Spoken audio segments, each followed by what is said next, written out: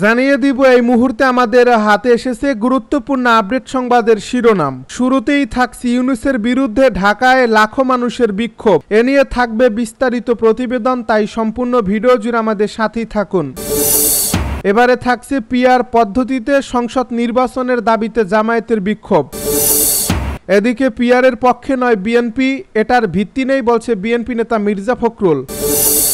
আরও জানাবো কুমিল্লায় মাইকে ঘোষণা দিয়ে 4 মাজারে হামলা ও ভাঙচুর। সব শেষে জানিয়ে দিব জাপান নিষিদ্ধ করে পিআর পদ্ধতিতে নির্বাচন চাই বলছে রাশেদ প্রধান। এতক্ষণ শুনছিলেন হাতে থাকা আপডেট সংবাদের শিরোনাম, এবারে বিস্তারিত। তবে তার আগে অনুরোধ রইল ভিডিওটিতে একটি লাইক এবং কমেন্ট করে জানিয়ে দিন ভিডিও সম্পর্কে আপনার মূল্যবান মতামত। আরও জানিয়ে দিন ভিডিওটি কোথা থেকে দেখছেন বা কোন জেলা থেকে দেখছেন। ইউনূসের বিরুদ্ধে ঢাকায় লাখো মানুষের বিক্ষোভ। রাজধানী ঢাকায় মঙ্গলবার দেখা গেল এক অভূতপূর্ব জনসমাবেশ। অন্তর্বর্তীকালীন সরকারের প্রধান উপদেষ্টা ডক্টর মোহাম্মদ ইউনূসের বিরুদ্ধে লাখো মানুষ রাস্তায় নেমে বিক্ষোভ করেছেন। সকাল থেকেই শাহবাগ, প্রেস ক্লাব ও মতিঝিল এলাকায় দলে দলে মানুষ জড়ো হতে শুরু করে। বিকেল নাগাদ পুরো ঢাকায় রূপ নেয় বিক্ষোভের শহরে।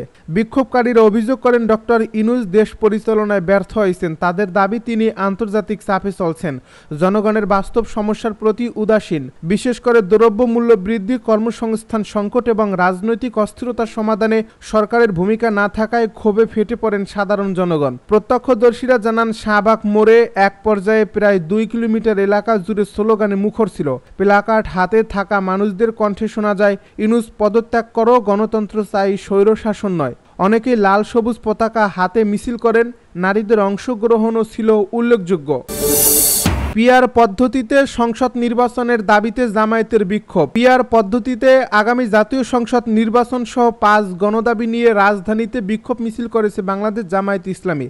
দলটির ঢাকা মহানগর উত্তর ও দক্ষিণ শাখা বৃহস্পতিবার এই কর্মসূচির আয়োজন করে। বিকেল 5:30টার দিকে বায়তুল মোকাররম মসজিদের দক্ষিণ গেট থেকে মিছিল শুরু হয়, শাহবাগে গিয়ে শেষ হয়। মিছিলের নেতৃত্ব দেন দলের নায়েবে আমির ডক্টর সৈয়দ আবদুল্লাহ মোহাম্মদ তাহের ও সেক্রেটারি জেনারেল মিয়া গোলাম পরোয়ার। কর্মসূচিতে দলের হাজারো নেতাকর্মী অংশ নেন। এ সময় এই মুহূর্তে দরকার পিআর আর সংস্কার। পিআর পদ্ধতির নির্বাচন দিতে হবে। জামাত শিবিরের জনতা গড়ে তোলো একতা স্লোগান দিতে দেখা যায়। এর আগে বায়তুল মোকাররম মসজিদের দক্ষিণ গেটে সমাবেশ করে জামায়াত ইসলামী। সেখানে দলটির কেন্দ্রীয় ও মহানগরীর উত্তর ও দক্ষিণ শাখার নেতারা বক্তব্য দেন। পিআরের পক্ষে নয় বিএনপি, এটার ভিত্তি নেই বলছে বিএনপি নেতা মির্জা ফখরুল। বিএনপি মহাসচিব মির্জা ফখরুল ইসলাম আলমগীর বলেছেন, পিআরের পক্ষে নয় বিএনপি, এটার কোনো ভিত্তি নেই। সিঙ্গাপুরের চিকিৎসা শেষে দেশে ফিরে তিনি একথা বলেন।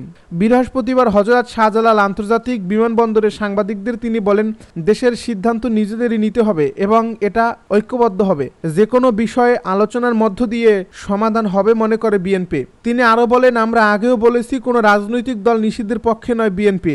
মির্জা ফখরুল বলেন, আলোচনা ছাড়া রাজপথে কর্মসূচি দিয়ে অহেতুক চাপ সৃষ্টি করা গণতন্ত্রের জন্য শুভ নয়। তিনি বলেন, জাতিসংঘে দেশের অগ্রগতি নিয়ে আলোচনা হতে পারে। প্রসঙ্গত, এবারের জাতিসংঘ সাধারণ পরিষদের অধিবেশনে প্রধান উপদেষ্টা ডক্টর মোহাম্মদ ইউনূসের সঙ্গে যাচ্ছেন 4 জন রাজনীতিবিদ।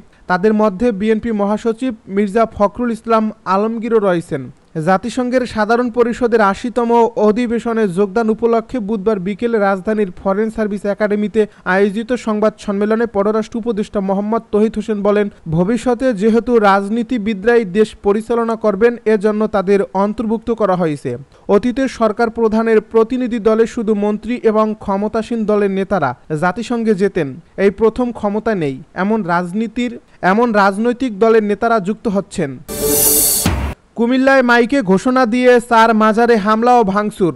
সামাজিক মাধ্যমে ধর্ম নিয়ে কটূক্তির অভিযোগে মাইকে ঘোষণা দিয়ে কুমিল্লার হোমনায় 4টি মাজারে হামলা, ভাঙচুর ও আগুন দেওয়ার ঘটনা ঘটছে। আজ বৃহস্পতিবার সকাল 9:30টার দিকে জেলার হোমনার আসাদপুর গ্রামে এই ঘটনা ঘটে। পরে পুলিশ ও সেনা সদস্যরা ঘটনাস্থলে গিয়ে পরিস্থিতি নিয়ন্ত্রণে আনেন। কুমিল্লা পুলিশ সুপার মোহাম্মদ নাজির আহমেদ খান সমকালকে বলেন, এই ঘটনায় উস্কানি ও ইন্ধনদাতাদের আইনের আওতায় আনা হবে। পুলিশ ও স্থানীয় সূত্রে জানা যায়, বেমজা মহসিন নামে একটি ফেসবুক আইডি থেকে গত বুধবার সকালে এক যুবক ধর্ম নিয়ে আপত্তিকর পোস্ট দেন। এই ঘটনায় স্থানীয় কিছু লোক ক্ষুব্ধ হয়ে থানার সামনে জড়ো হয়ে ওই যুবকের শাস্তির দাবিতে বিক্ষোভ করেন। এরপরে সেনাবাহিনী ও পুলিশ তাদের শান্ত করেন।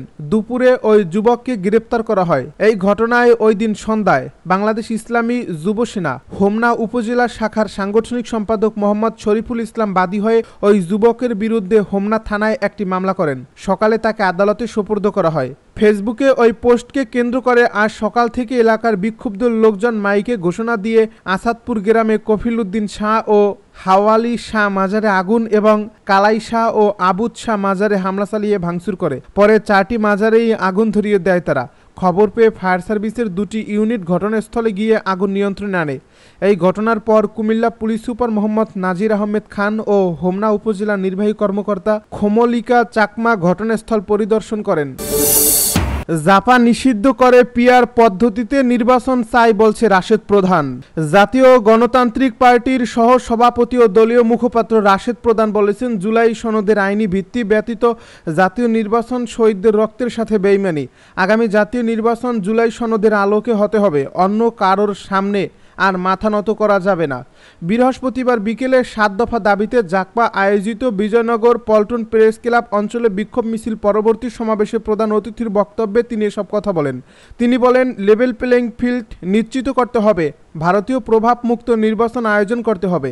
সে দেশের অপরাজনৈতিক দল আওয়ামী লীগ জাতীয় পার্টি 14 দলের বাংলাদেশের মাটিতে রাজনীতি করার আর কোনো অধিকার নাই। আমরা বাংলার মাটিতে আর নতুন কোনো স্বৈরাচার ফ্যাসিজম দেখতে চাই না। হিন্দুস্তানি আপা এবং জাপা সহ 14 দল নিষিদ্ধ করে জনগণের দাবি পিআর পদ্ধতিতে জাতীয় নির্বাচন করতে হবে। রাশেদ প্রধান বলেন, নতুন বাংলাদেশে দেশের চেয়েও কম মূল্যে হিন্দুস্তানি ইলিশ যায় কেন? আদানিকে উপহার দেওয়া 900 একর দেশের জমি ফেরত নেওয়া হচ্ছে না কেন? দেশের মাটি থেকে হিন্দুস্তানি ষড়যন্ত্র এবং তৎপরতা থামানো যাচ্ছে না কেন? অন্তর্বর্তী সরকারকে জোরালো ভূমিকা রাখতে হবে। কথাবার্তা পরিষ্কার, ফ্যাসিস্ট খুনি হাসিনাকে দিল্লি থেকে ফিরিয়ে এনে বিচারের মুখোমুখি করার জন্য জোরালো এবং কার্যকরী কূটনৈতিক ভূমিকা রাখতে হবে। শেখ হাসিনা এবং হিন্দুস্তানের মাঝে সম্পাদিত সব অসম গোপন চুক্তি জনসম্মুখে প্রকাশ করতে হবে এবং বাতিল করতে হবে।